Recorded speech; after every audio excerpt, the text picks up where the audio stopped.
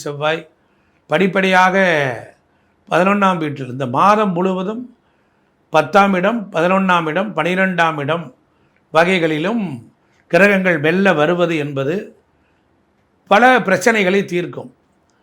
எப்படியாவது போராடி ஒரு நல்ல நிலைமையை அடையக்கூடிய வாய்ப்புகளை இந்த மாதம் உங்களுக்கு உருவாக்கி தந்துடும். அதே போல் 2 10 வருகின்ற பொழுது வருமானம் அதிகரிக்கும், பூமி நிலம் வீடு அதிகரிக்கும், சகோதரர்கள் நன்மை உண்டாகும். அதே போல் பாக்கியாதிபதி அற்புதமான நல்ல பலன்களை உங்களுக்கு தருவார். 10ஆம் இடத்தின் அதிபதி நாளில் வக்கரமாக இருந்தாலும் பின்னோக்கிய பார்வையில் அவருடைய பார்வையினால் 9, 10 என்பது ஓரளவில் வரும். தந்தைக்கு வகையில் எதிர்பார்த்த ஆசைகள் பூர்த்தியாகும். வீடு வியாபாரங்கள் எல்லாமே நன்றாக இருக்கும்.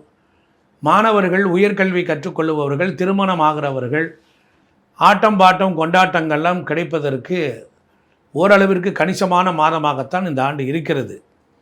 பொதுவாக இந்த மாதத்தில் மீனராசி அன்பர்கள்